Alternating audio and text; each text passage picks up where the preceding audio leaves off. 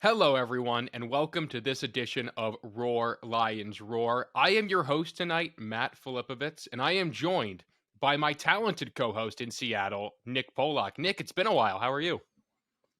I'm great. I'm actually glad you said that right off the bat here, because speaking of where I'm located in Seattle, I know I've said this before, a very odd number of Seattle listeners on the Apple Podcast stats. So first of all, if you are one of those people, please tweet at me at the real N Polak. I want to know who you are. I want to know where you are. Maybe we can grab a beer, watch a Penn State game at some point. But secondly, if you are out here, I'm going to go ahead and assume that you are also a fan of the beautiful and perfect Seattle Mariners. And if so, come to No Boat Brewing in Snoqualmie tomorrow, Friday at 12 noon, and let's watch the Mariners playoff game together. Wow. Are they a sponsor? If not, they should be. They're not, but they could be. Could be. Wow, look at us, Nick. Our baseball teams had the two longest playoff droughts in the MLB heading into the year. And now we passed that off to the evil Los Angeles Angels, who are ruining Mike Trout, Shohei Ohtani, and also ruined Albert Pujols and Josh Hamilton. So yes, good for the Angels. There is somebody else who is tied with them for the longest drought. I don't remember who off the top of my head. Tigers. But yes, Tigers. Okay, yeah. Yes, the Angels are terrible. If you are a fan of the Angels, you should feel bad. Also, you don't exist because they don't have fans. So, that is very much the added bonus of the Mariners finally breaking their streak, is passing it on to the Angels, who are just the worst in every way. Well, we won't spend too much more time talking about Major League Baseball, or even we could, or even a Penn State game. As we all know, Penn State is on a bye this week, so we get to relax a little bit. So we're going to focus on Penn State's true freshman class. I think, Nick, you're in the same boat as me in that you think this class has been a revelation this year. I have it pulled up in front of me already. 1, 2, 3, 4, 5, 6. 6 guys have burned their red shirt through the minimum number of games required to burn a red shirt. All of last season, 2 freshmen burned their red shirt for Penn State, Kalen King, Jalen Reed. So we're seeing a really big change in how Penn State handles their true freshmen. So we're going to break it down. So right off the bat, Nick, we'll jump in with the 6 true freshmen who have already burned their red shirt. And we'll start, I guess, with the running backs. We'll lump them together. Nick Singleton, Katron Allen. Did you expect them to perform as well as they have? And, you know, now that the training wheels, I guess, are officially off, what are you looking to see going forward? I expected both of them to perform well. I think anybody would be lying if they said they expected this level of performance from them, because they've been outstanding, especially Katron Allen. I mean, I was really high on Katron Allen coming into this season anyway, but he's even been better than what I assumed. Nick Singleton, I'm not surprised, has been awesome right out of the gate. You know, he's just, everything about him screamed that he was going to be a very early contributor. But I think, you know, the thing we talked about with Katron Allen when he was a recruit was, he's not as fast as Singleton. He's not like as big as like a typical bruising back, but what he has is incredible vision. And that's been on display from the very first snap. Honestly, like going forward, I don't think it would be a bad bet to say that Katron Allen ends up leading this team in rushing yards. Yards or attempts? Yards. Wow. I think that I really think that he, like, I think they will continue. I think their best formula going forward is going to be to use Katron Allen early in games. Not to say that Nick Singleton shouldn't be in early in games also, but I think the best option here is to use Katron Allen and use his vision to wear down defenses, because he's going to be someone that's going to be able to find holes and make things happen in the running game, even against good defenses, even on days where the offensive line isn't doing its best work, and just continue to soften up defenses and then let Singleton just run wild once those holes start to really open up. But yeah, I adore what we've seen from Katron Allen and Nick Singleton. Like they've both been fantastic.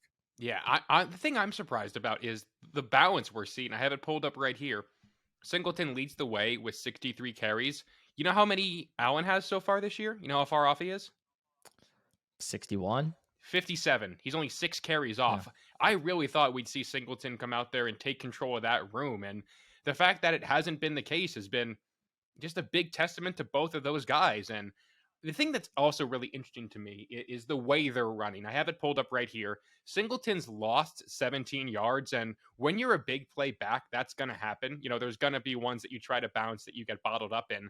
But Katron Allen has only lost 5 yards all season. That's a pretty impressive clip for a guy that they've used even like that weird toss counter play, which is really designed for home run hitters. The fact that they're doing it with Allen and he's going out there and gaining yards has been really impressive. So I think this is a really exciting group, and I never really thought we'd see this at Penn State because we saw Barkley and Andre Robinson never had this kind of combination. Barkley and Sanders never had this combination. We kind of saw it with Noah Cain and Journey Brown, but I think the line with how different of a back they are, Singleton and Allen I'm talking about now, is starting to blur a little bit. I think we saw Singleton, you know, kind of become more of a power back in certain situations against Northwestern. That play where he scored, where he just put his head down and got the yardage, I thought was something we wouldn't see from him until he was a sophomore.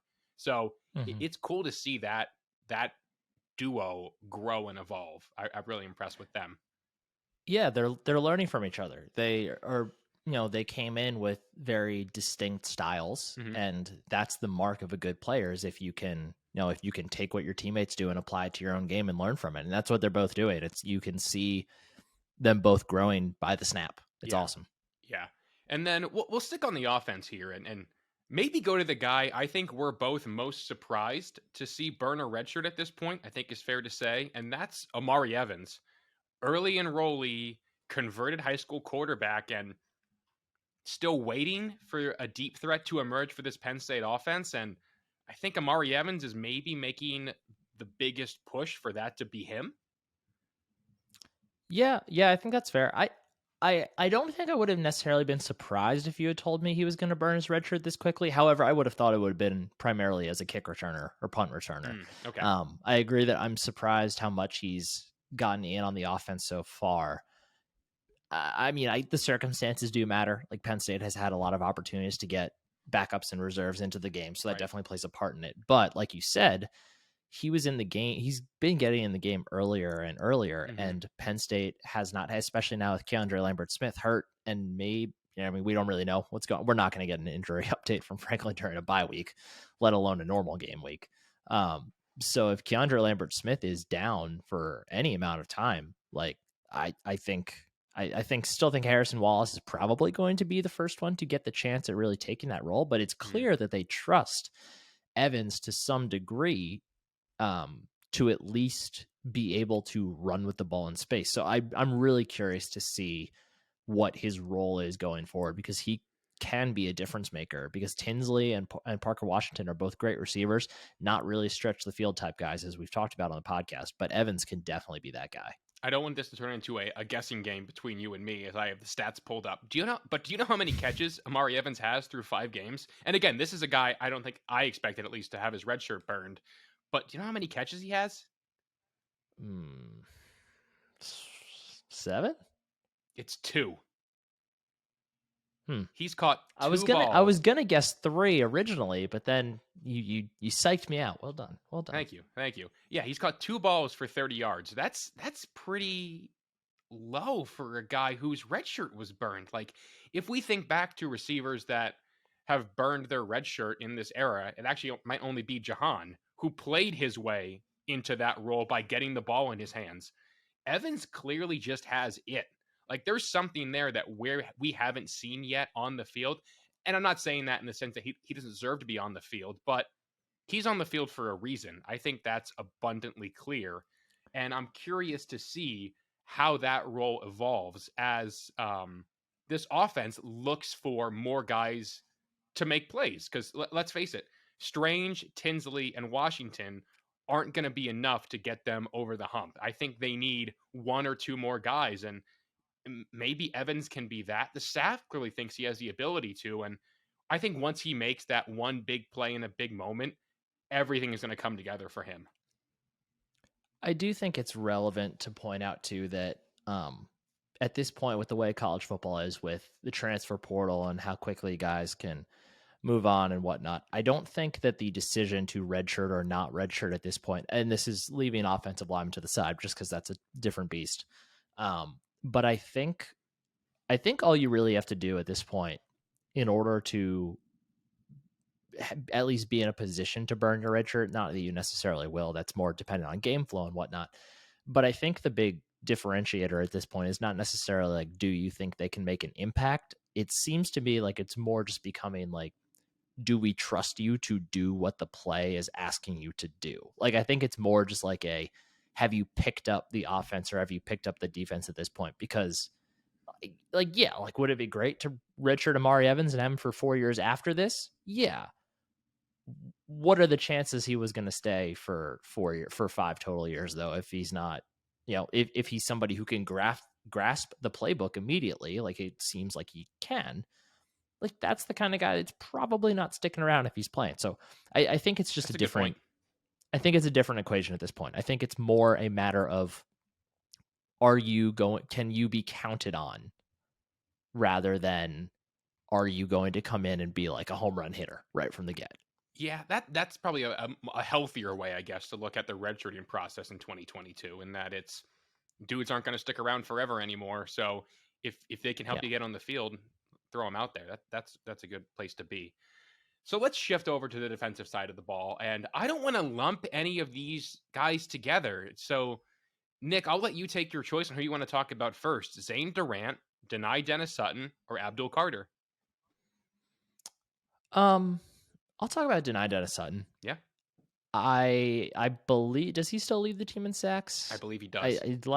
I know he had 3. I don't remember if he got one against Northwestern or not. He is currently in first place with 3 sacks for 21 yards. And in second place is Johnny Dixon. And third is a tie between like 5 dudes.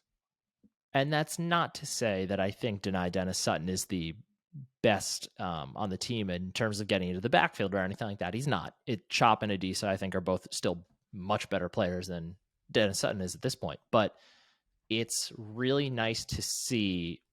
Like, I don't think anybody expected Dani Dennis Sutton to be someone to come in and right away and be like an impact player on the defense immediately. I think there's an expectation that he's always going to play, but I don't think there was this idea that he was going to, burst onto the scene with 9 sacks as a true freshman. He really hasn't played in a couple years, right? Because Maryland canceled their 2020 season. He was hurt early in 21, right?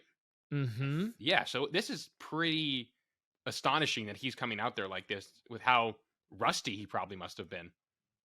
Yeah, and I mean, the fact that he is huge definitely plays to his advantage. Like, he came in looking like a college senior, essentially.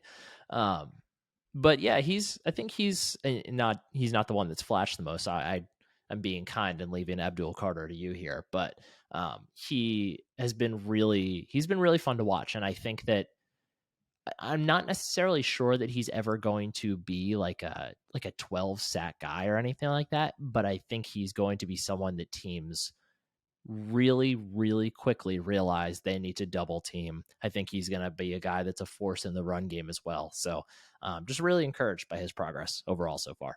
Yeah, and I think his role is only going to increase now with Smith-Vilbert officially ruled out for the year. I think he's just going to get more and more reps. And you kind of threw me a lob there, so I'll take it, and I'll run with Abdul Carter, who I think, if he was not ejected from the Purdue game for a pretty egregious targeting call, if you ask me, he would probably lead Penn State in tackles right now. He is currently second behind Jair Brown. Brown has 25. Carter has 18. I think Carter probably could have gotten pretty close to Brown's numbers if he had played a full game against Purdue. He's been the biggest surprise to me of anybody in this freshman class. I forget if I already said that for Evans, in which case I walk that back 20 minutes after saying it, and now I go with Abdul Carter. This is a guy who didn't even early enroll. He got here in the summer, picked up the playbook incredibly quickly, and is just proving to be the best athlete maybe on Penn State's defense. I think he is really coming into his own in a Parsons-esque way. And I think it was Bill who made the point with, they gave him number 11 for a reason, maybe this shouldn't have been a surprise based on the fact that he rocks the 6. So he's a guy that they have to have on the field, especially going into the Michigan and Minnesota games with how run heavy they are. Abdul Carter has to be a guy you have on the field at the same time as Curtis Jacobs. I think that's a beyond fair point. Would you agree? Yes, I am still unsure of how they do that, but I think it would behoove them to find ways to get them both on the field. Yeah. Yeah, and I think he's a guy who is going to break out with a humongous play in this next stretch of 3 games for Penn State, because Penn State's going to be nationally televised in a big spot their next 3 weeks. So there's going to be a lot of eyeballs. And the last time Penn State was in like a truly quote unquote must watch game, it was the CBS game, and Carter went out there and made plays over and over again. So I'm excited to watch him continue to do that. And I think he's a guy who I think On3 ranked him as their second best true freshman so far this year, behind Starks, the safety from Georgia. And if you would have told me the second best true freshman in the country was on Penn State's roster, I would have gone through about 4 or 5 other names in the preseason before I went to Abdul Carter. And that's a great coaching job by Manny Diaz. Yeah, for sure. He's been really impressive to watch, no doubt. And then I'll give you maybe your favorite member of the recruiting class in Zane Durant. I do love me some Zane Durant. I think overall I mean he's certainly more of a depth piece right now than anything else, I think. That's not to say that he clearly has the opportunity to continue working his way up the totem pole if he is able to. Mm-hmm. But I think, right now I think it's just his role is definitely more of a tertiary piece when it comes to the defensive tackles. But we heard that the coaching staff was raving about him all off season, and he's backed it up. Like, normally true freshman defensive tackles are like, that's not typically a position you see true freshmen make an impact in. So it's Mustafa, the only one I can think of who didn't redshirt prior to this, right? Of the Franklin era? I think so. From what I can remember, I think that's accurate. Yeah. Yeah, I mean, I don't think that he's, necessarily going to have a huge impact this year, aside from, providing good play when the starters are not in, which is very valuable. Don't get me wrong. Mm-hmm. But I think this season is, just more of a precursor for what's to come for him than anything else. So yeah, impressed by him as well. Just awesome to see these guys contributing already. Yeah, the Kazire Izzard return kind of throws Durant's role into a bit of flux. So I think he's got to be battling now for the 5th spot with Jordan Vandenberg. So, hey, if we're going 5 or 6 deep, though, that's a great place to be.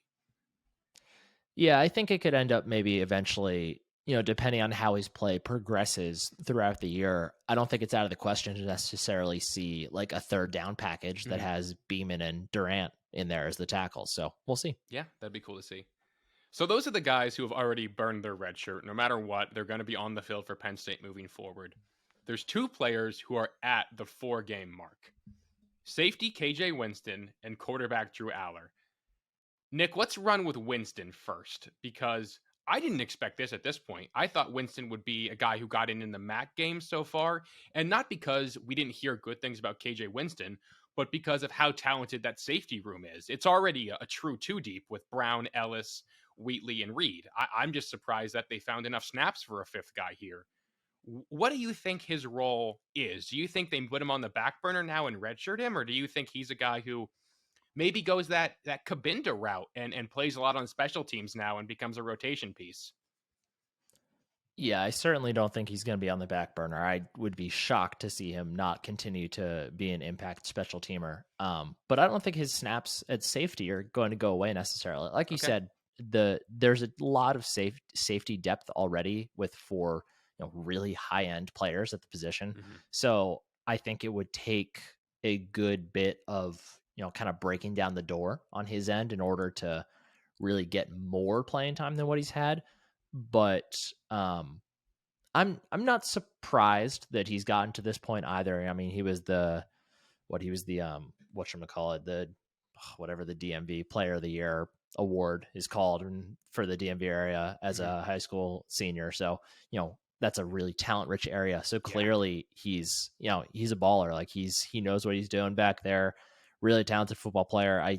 if it wasn't like if one of those safeties that Penn State has now wasn't performing well, I don't think they would have any hesitations of slotting Winston in there. But that's a great problem to have. So no, I don't think he's going to be on the back burner or anything.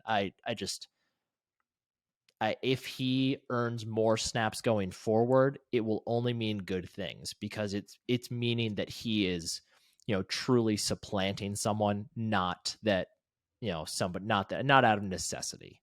Yeah. I think that's fair. I think your special teams point's a good one. I think that's where he'll get a lot of his reps moving forward, and then we'll see what that turns into from there. Because no matter what, Jair Brown's gone after next year, so a spot in that 2 deep's wide open. So that's an interesting one to watch. And we've talked about Aller a lot. We won't spend too much time on it. I think you and I both agree he is not going to redshirt. Correct. True or false? Yes. And I don't know how much he'll play the next 3 weeks, but I think we'll see more of him in the event that Penn State takes a loss or two, and then hopefully in some blowouts later in the year. And do you even have anything else you want to add on the Drew Aller topic before this quickly turns into 45 minutes of it? I feel very confident that Drew Aller will play more football this year. And that is as far as I'm willing to go in that conversation for today. Has he outperformed your expectations so far? Let's do that, and then we can put it to bed, because we would be remiss if we didn't mention that, I think. I guess maybe slightly. He's played such a limited amount, and it's so hard to tell. It's so hard to evaluate college quarterbacks in general, especially mid-season, because we don't see the all 22 view, right? Like, we don't know what they're leaving on the field. We don't know if when they're throwing downfield, we don't know if they're like making the best decision every time, unless the booth is then breaking it down after the fact. So I think he has, I will say I'm surprised that I'm surprised at how comfortable he looks. I'll say that. Like, the moment doesn't look too big for him. Even when he had to come in a legitimate, like, game is on the line ish situation against Purdue. Obviously it wasn't like the fourth quarter or anything, but that drive mattered. So I will say I'm surprised at the poise he has shown while he's in there. But as far as, the arm talent, the ability to navigate the pocket, all that stuff, I would have been surprised if he didn't look like that.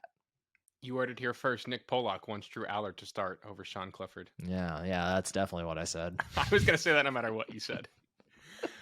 All right, and then we're going to shift a little bit now to maybe the guys who are in more, not danger, but I guess trending towards preserving their red shirt. So let me pull it up here, 1, 2, 3, 4, 5, 6, 7 guys who have played in at least one game.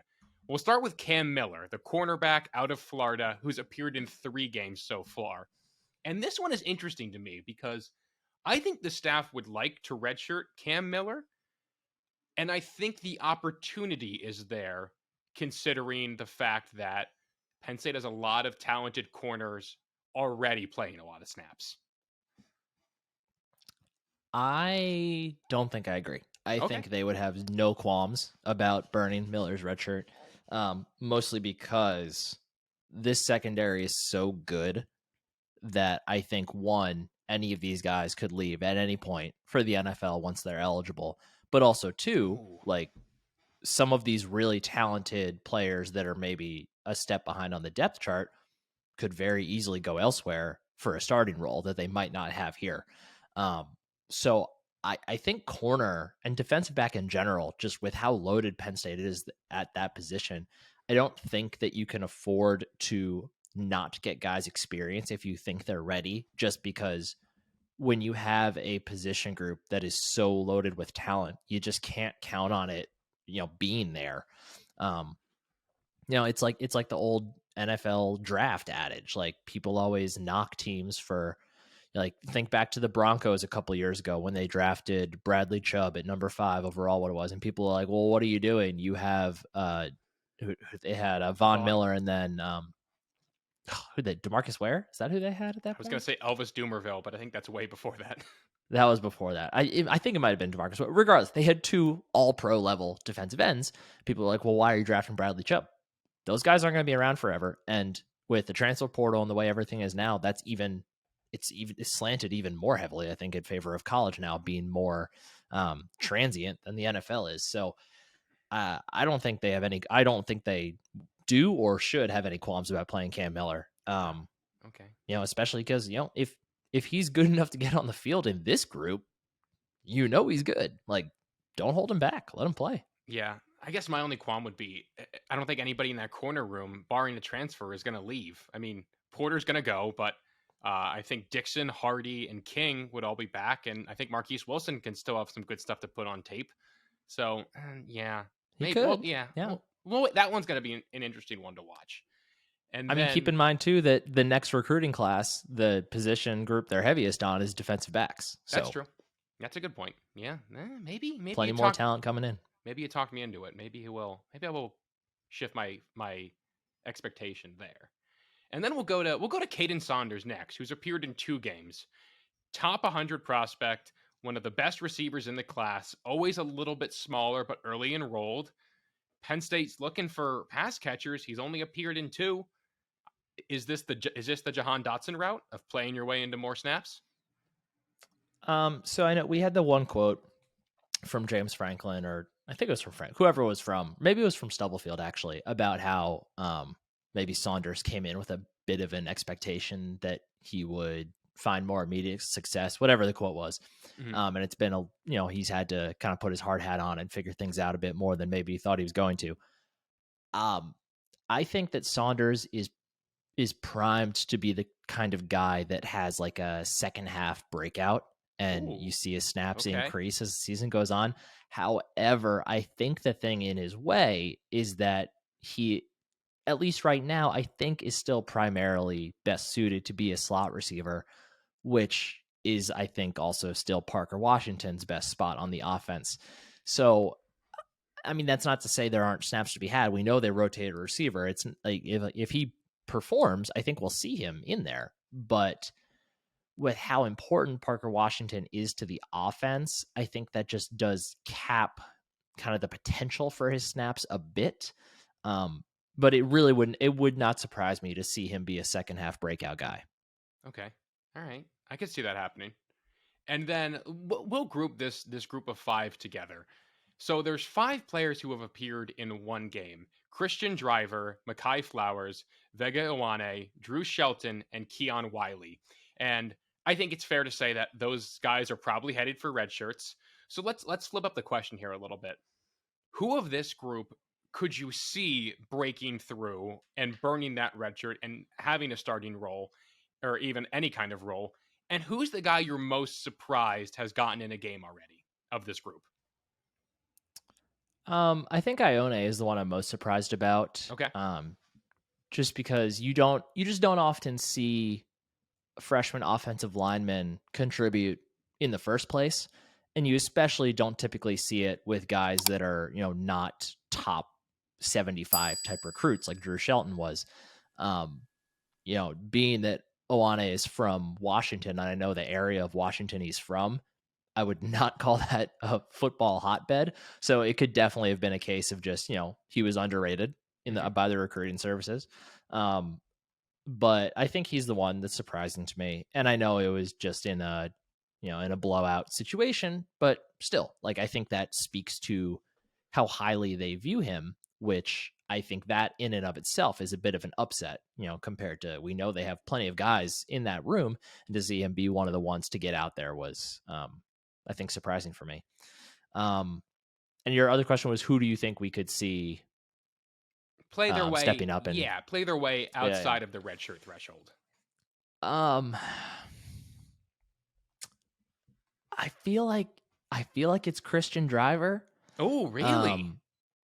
Yeah. Wow. Okay. And it's tough because he's a safety, and we've already spoken about how many good players they have at that safety position, and including KJ Winston, who is presumably ahead of him on the depth chart. But I think Driver is probably ahead of Mekhi Flowers.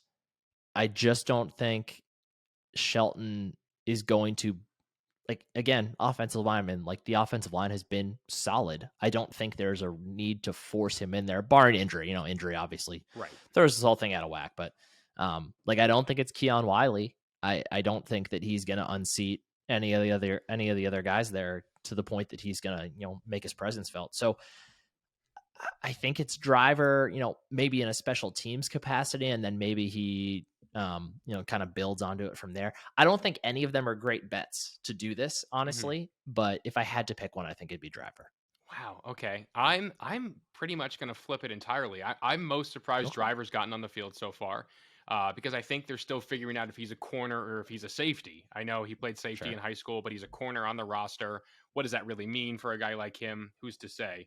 And then the guy I think who could play their way on is I'm going to go with Drew Shelton, because tackle is still a problem. I mean, Olu's playing great. He's getting first round mocks in certain mock drafts, but Shelton could easily, figure out how to play right tackle. I mean, they cross train everybody pretty much, and if if Effner goes down, if Caden Wallace goes down, if they're still not getting the job done the way they want, I could see them turning to Shelton, maybe in game 7 or game 8, and trotting him out there, seeing what he offers them the final month of the year and in the bowl game. So I think Shelton's a guy I could see playing his way in. It's possible. Yeah.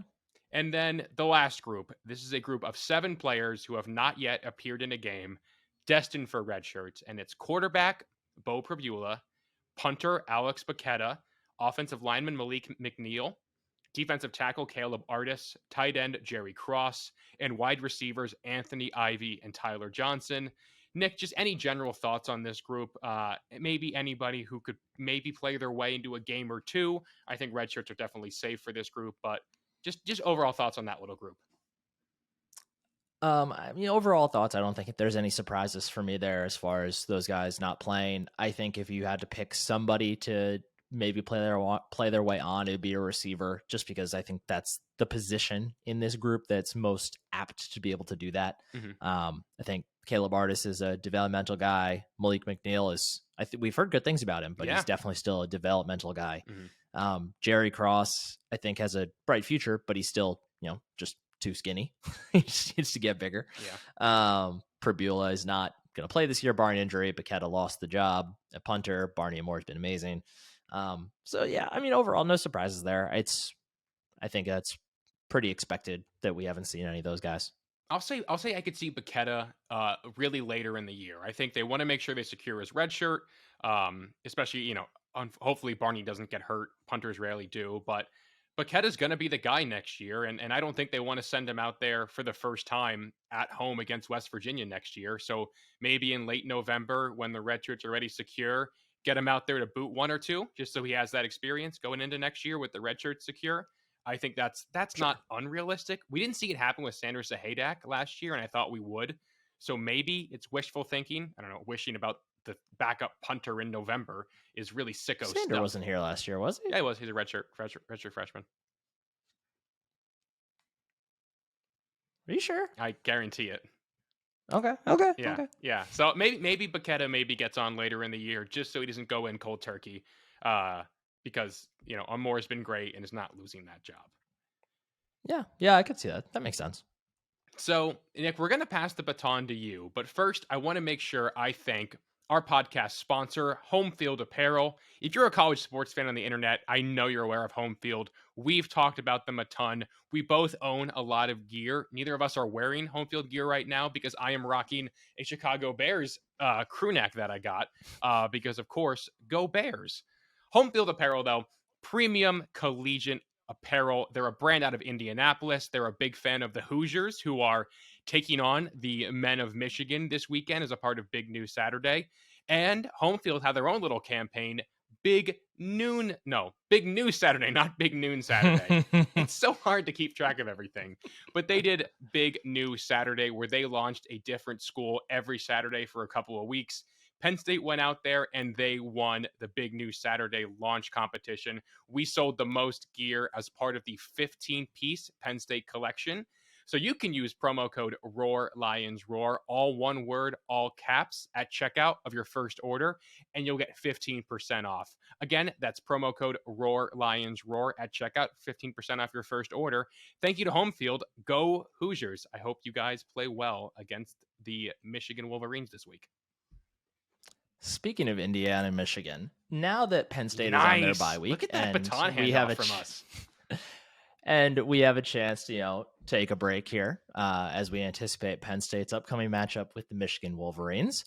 It's a good time to take a look around the Big Ten, get a pulse, get a sense of what's going on. I know we briefly touch on the other teams in the conference every now and then, but let's take a chance here to look around the conference and get a better sense of what's happening. And also, if something like power rankings would be something you would be interested in, please leave a comment on the video or on the podcast page, wherever you listen to, because that's something we could definitely do on YouTube. It probably wouldn't be a podcast thing, but we could definitely do it on YouTube if that's something you'd be interested in. Yeah. So we're going to go through each team at, to varying depths here. We're not going to spend 20 minutes talking about like Northwestern or anything, but we're just going to kind of get a pulse. We'll look at some SP ratings, see SP plus ratings, see where everyone's at, and just see what's going on here. So Big Ten East, let's start over on our side of the conference. Let's start with the Ohio State Buckeyes, 5-0, currently ranked number 2 in SP plus, the number 1 offensive ranked team and the number 8 defensive ranked team. Pretty good. Off the cuff, obviously a really good football team, really deep, really talented, depth at every single position. But I think it's fair to say that they haven't really been tested yet. Like that 21-10 week 1 win against Notre Dame, if anything, now kind of looks more like a misstep than a signature win. The fact that they didn't win by more because Notre Dame just doesn't look great.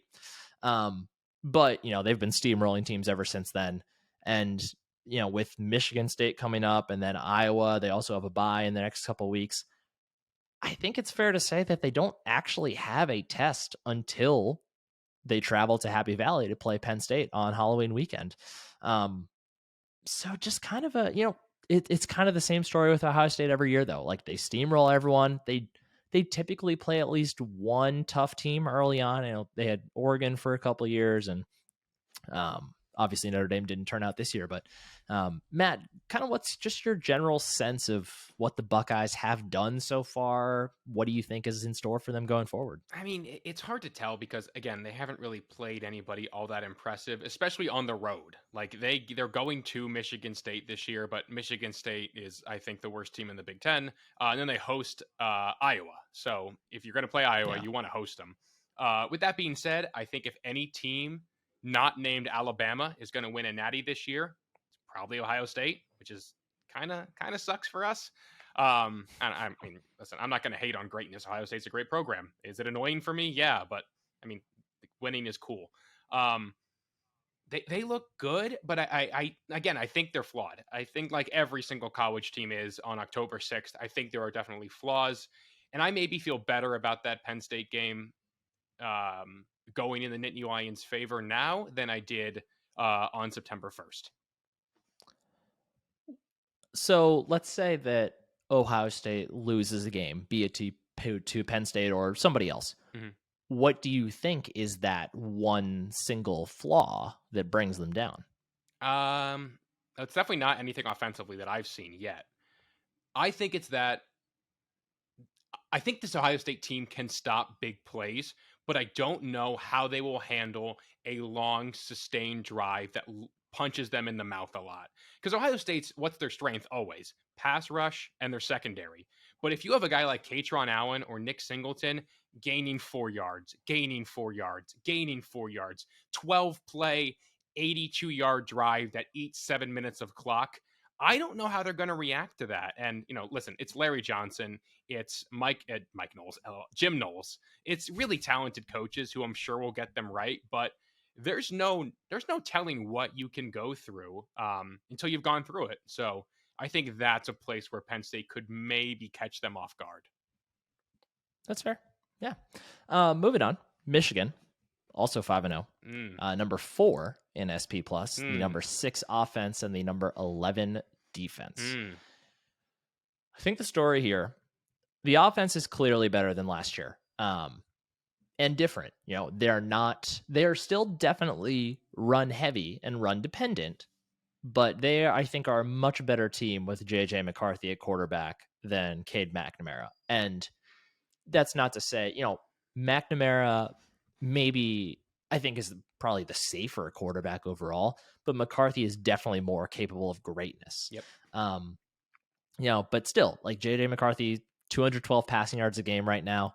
The offense has basically isn't that great? No. Yeah, it's really nothing I don't know what Sean Clifford's is offhand. I don't imagine it's much different just because they've run the ball so much. But the story has really been Blake Corum. He's been an absolute monster. 611 rush yards, 6.6 per carry, 10 touchdowns right now. And Donovan Edwards was hurt a bit, so he hasn't even really been terribly involved yet. And I expect that to change. And I think he's also still going to be a threat in the passing game as well.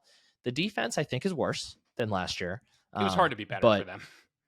It's still really good. And the secondary especially is a really outstanding unit. But, Maryland gave them a scare. Iowa, they didn't blow them out. They let Iowa score a couple times. Like, that's not great.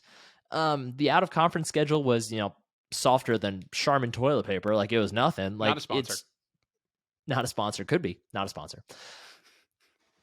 It's just like it's kind of the same story as Ohio State in a way, in that they seem like they're really good, but we don't really know for sure. But the difference here is I think we've seen more cracks for Michigan than we have for Ohio State. Yeah, this is a point I'm sure I'll make throughout next week. I want to see how this Michigan team responds to trailing. It's hard to play from behind. This Michigan team has a first-time starting quarterback, and it has 2 first-time play callers on offense and defense. I want to see what happens when they get punched in the mouth and how they respond. Maryland gifted them 7 points to open the game 2 weeks ago because they fumbled the opening kickoff. If Penn State goes out there and scores first and says, okay, first-time offensive coordinator, okay, first-time full-time starter, show us what you can do.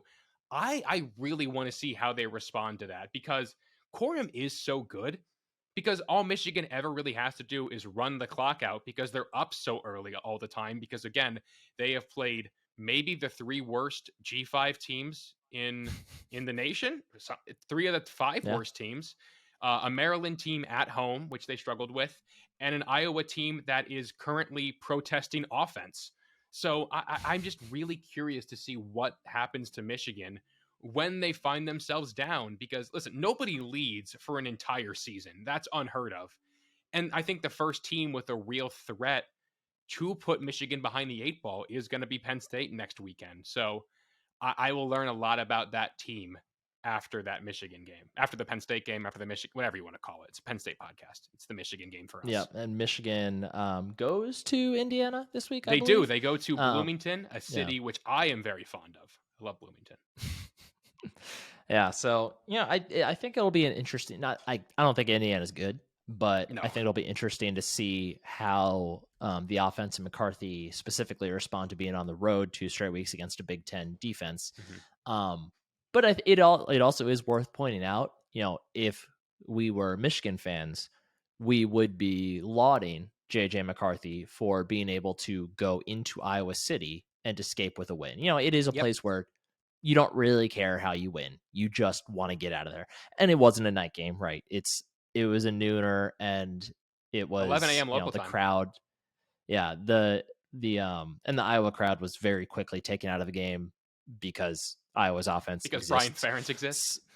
Yeah, so definitely not the same kind of environment as like an Iowa night 7 p.m. stripe out or anything like that. The same environment that Penn State's had to deal with a couple times in the last few years, but still good on them for getting a win. Speaking of Maryland, let's go over to them. They're 4-1. They are the 24th ranked team in SP Plus, the 17th ranked offense, and the 54th ranked defense. Talia Tungavailoa, the passing game, they're awesome. Jashawn Jones, Rakim Jarrett, Jacob Copeland, all those guys. The run game's been good. Roman Hemby, Antoine Littleton the second, both with 369, 267 rushing yards respectively, 6.5 and 6.8 yards per carry. I think in the end, this is probably just a slightly leveled up version of last year's team. Like, I don't think there's anything all that different necessarily, but a slightly leveled up version of last year's Maryland team. is a pretty good football team. Like, this is a team that's going to score. They put up what was the final score against Michigan? 24-17, I think. I believe so. Yeah. It might have been 32-24. They're going to actually. That sounds more right. Pull it up. They're going to score. They're probably not going to have a sterling game on defense, but their defense isn't a disaster. Like, this is a pretty good football team. You got to respect them. Yeah. 8-win Maryland seems reasonable, I think. I mean, they host Purdue this week. I think Purdue will win that one. I think people are really undervaluing Purdue because of how badly they underperformed against an undefeated Syracuse team. And they're struggling at home with a G5 team, even though they had a backup quarterback in. But they can beat Indiana. They're going to beat Northwestern. They can go to Wisconsin. I'm curious what that looks like. They come to Penn State and then they host Ohio State. But, I mean, 7-5, 8-4 seems on the table, which is pretty good for Maryland, as, again, they're a team that's really going to benefit when the divisions go away. And I think become a pretty respectable program in the Big Ten pretty soon. Yeah, back-to-back bowl seasons for Maryland would be a really nice accomplishment for them. Mm-hmm. Their recruiting has continued to be solid and gets better every year. So, that program's not in a bad spot. Yeah. I'm not as a fan of an opposing team, I'm not particularly thrilled to see them doing what they're doing. But it's a fun team. It is. Objectively, it is a fun team to watch. Do you have any qualms with Maryland as a whole? Like, are you a super anti? I know you're a Jersey guy. So I know you go back to like the Maryland ACC days with how you were growing up with, like, I guess Rutgers ? I don't know who your team was back then, but I didn't have it. I truly did not care about college football until I got to Penn State. I got wrapped up in 2007 Rutgers, same as everyone else in New Jersey did. That was a lot of fun, but I honestly, truly, I barely think about Maryland. It's just that's not a team I care about, really. Yeah, they're like the Tennessee Titans to me. Like, I forget they exist sometimes. They're just kind of nothing for me. So, speaking of teams that are flawed but maybe interesting, let's talk about Indiana. 3-2, SP plus rated, the 83rd ranked team, offense 92, defense 73. I don't think they're good, but I struggle to say that they're like necessarily an automatic win, just because I don't think a Tom Allen team is ever going to not play hard. So I think you have to respect them in that regard.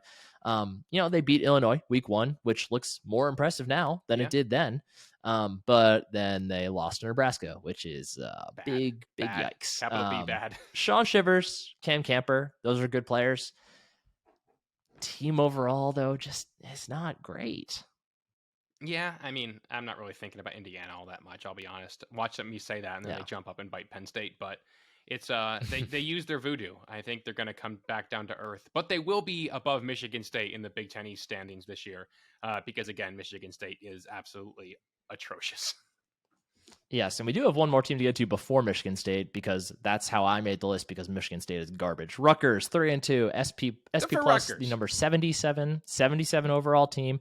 The offense is 103. They've had a lot of quarterback issues and injuries, but the defense, number 42. Defense is solid. 282 yards a game, 23.6 points allowed per game, and that's even after losing 49-10 to Ohio State. So, that's good. It's a good defense. It's a good Greg Schiano defense. Yep. And, my take here is that I think they get to a bowl game. They've got 3 wins now, and I think they could very easily beat any or all of Nebraska, Indiana, Sparty, Maryland. Then they're all still ahead for them. So I think we could very easily be talking about bowl-bound Rutgers here. Schiano does a good job there. He's the perfect guy to coach Rutgers, and good for Rutgers. I think I have a soft spot for Rutgers. I have some family who went there and played there. So good for Rutgers. I hope that they cap out as a 6-win program. And now let's talk about the Big Ten East's problem child of the year, Michigan State Spartans, 2-3. This is objectively the funniest team in college football this year. The number 37 ranked team by SP plus, the number 32 offense, the number 41 defense. I should remind you, we are only going into week 6 here, so preseason projections are baked into SP plus numbers, still a good amount, which is surely propping up this horrific, embarrassing football team. My notes here, I wrote, bleh, gross, ugh. Smacked by Washington, a loss that looks worse now considering the Huskies went and got their asses handed to them by UCLA. Go Bruins. They got destroyed by Minnesota. It wasn't that bad in the box score, but they got manhandled by Minnesota, who then went out and lost to Purdue. Who knows who's good, especially in the West. And then they were beaten soundly by Maryland. Peyton Thorne has an 8-6 touchdown interception ratio. Like, it's just not a good football team. No, they're bad. Mel Tucker really finessed them. Man, I don't know how anybody thought that was a worthwhile investment, fully guaranteed. I don't wish for anybody to fail, but I mean, if you're going to spend big boy money, learn how to spend it properly. Michigan State, I think that's what we learned here. Michigan State's still new to the big boys of college football, and I think this is a lesson that they had to learn the hard way, that maybe this isn't the best idea. Yeah, Tucker got so much praise last year for working the transfer portal so wonderfully, which, to be clear, he did. Like, getting Ken Walker in there, they did a great job. But the problem is that now everybody's kind of using the transfer portal really well. So it's not something that can differentiate you as much anymore. Yeah. You got to do all the other things right too. And they're not doing that right now. And speaking of teams not doing things right, the Big Ten West is currently a 6-way tie for first in the division. And how many teams are in that division again, Nick? Record. There are 7. Oh, imagine being the team that's not competing. What's one game behind? And I assume you know which that team is that's in last place in the West right now. I honestly don't know offhand. Is it Wisconsin? That would be 0-2 Wisconsin. Hey, good for me. Sorry, Paul Christ. Yeah. We are not going to talk about all these teams. I literally wrote one-word summaries here, so we're just going to kind of roll through them quickly here, and then I'll get your full thoughts on the division as a whole.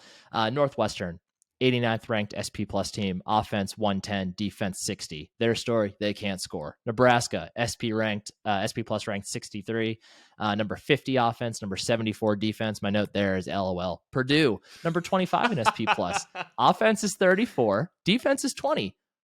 A good team, but a snake bit team. They've gotten some really bad luck at times. Illinois, SP Plus ranked overall 44. Offense is 88. Defense is 9. Maybe the best team in the West. Minnesota, SP Plus number 10 still, but the offense is now down to 43. The defense is all the way up at 3. Just kind of really unclear with them. Their schedule was maybe slightly better than Michigan's, but still horrible. And their best win right now is probably the aforementioned disaster that is Michigan State. Iowa, SP ranked overall 29. The offense is 93. The defense is number 1. Perhaps the most extreme half team in football we have ever seen. My note here is they're the same as they always are, but to an even extremer degree. And then Wisconsin, 33 overall in SP Plus, offense 67, defense is 14.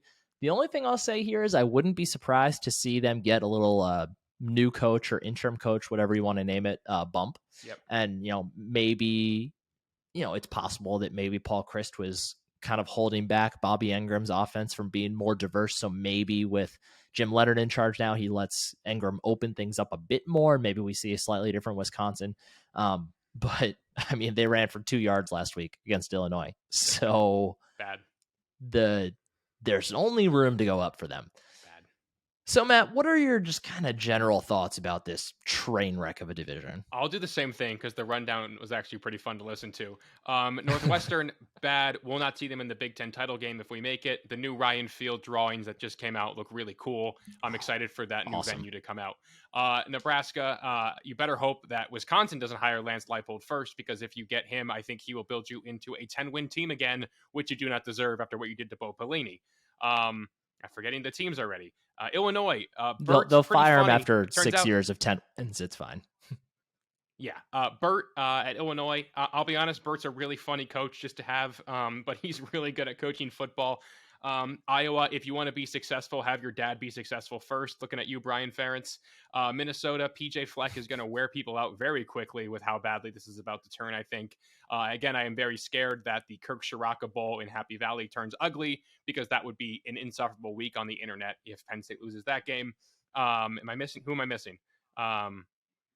Do you say Purdue? No, Purdue. Really like them this year. Would love for them to win the West, because I think Jeff Brom may be Louisville bound sooner rather than later, just by nature of what that program looks like it could be. And then Wisconsin, again, hire Lance Leipold if you're smart. If you want to keep doing the same thing you did for the past 30 years, I don't know, maybe extend Jim Leonard. I think he'd actually be pretty good, but is pretty good still 9 wins for you? Probably. I'm going to ask you 2 questions here. One, I want to hear him. Let's say Penn State wins the Big Ten East. Would be cool. Who would you prefer? That is a realistic option. Who would you prefer to play from the West? I don't like repeating opponents, so I think Purdue would be fun, but I don't want to see it again. I think Illinois is probably the most realistic, and I'd like revenge. I'll be honest, after what happened last year. I think it would be not fun to play, but that Illinois game is going to go down as the worst game I've seen Penn State lose of my fandom, I think. 9 overtimes with a superiorly talented team in Happy Valley. I want revenge, so I'd like to see Illinois. Also, it would be very funny for all of the hype a lot of programs got this year if the teams that meet in Indy are Penn State and Illinois. I think that would be really funny. It would be great to see just a week of like hype for a championship game where all the clips are from a 9 overtime rain game in Happy Valley. Yep. That honestly, I don't even remember what the score was at this point. Okay. Second question. Who do you think is most realistic to win the West? Where's the Purdue Illinois game at? Whatever the home team is in that one, I think we'll win it. It's at Illinois. Okay.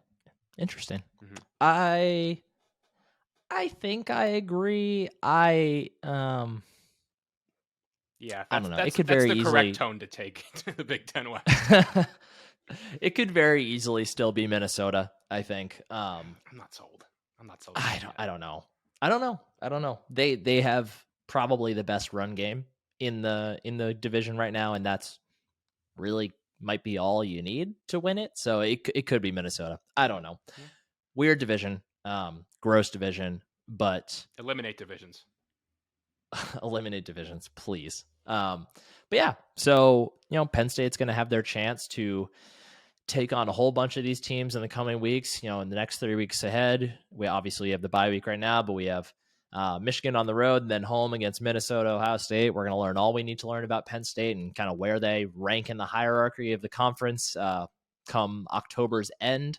And then hopefully we get at least 2 wins out of those 3 weeks. And then November is just a nice calm ride to the finish line where hopefully that finish line is in Indianapolis. Yeah. Fingers crossed. Fingers crossed. But yeah, I think that about does it for today's episode of the podcast. Thanks as always for listening. Please make sure to like and subscribe on whatever podcast platform you listen to. Leave us a 5-star review and a comment if you can on Spotify or Apple Podcasts. Make sure you follow us on YouTube as well. We have it's a fun little commenting community we've got going on YouTube. It's been good conversation. Only a couple of spam comments that I've had to delete. So, we're in a good place overall. I was wondering where those were. I was going to respond to a couple of them. Oh yeah, no, they get deleted right away. No, we got to keep the comment section pure. And I will say the one thing about the comment section, some of you are being way too nice to Matt right now, and I need you to dial it back a little bit. Don't let him get a big head. We're talking about this Matt here, not Matt DeBear. Yeah, nobody says nice things about evil Matt. Don't let Flip think that he's on top of the world or anything. Keep him humble. We gotta rein him in here a bit. But as always, thanks for listening. Make sure you follow us on your podcast platform. Follow us on Twitter at RLR Blog. Follow us on Instagram, Roar Lions Roar, all that good stuff. And we'll be back probably on Monday with I don't know what we'll talk about on Monday. We'll find out. We'll see. Maybe something interesting will happen this weekend of the Big Ten, and we'll have a good talking point. But definitely tune in next week as well as we get loaded up for the trip to Ann Arbor. Should be a fun one. But once again, for myself, Nick Pollock, for my co-host, Matt Filipovitz, Thanks for listening. Go State. Go State.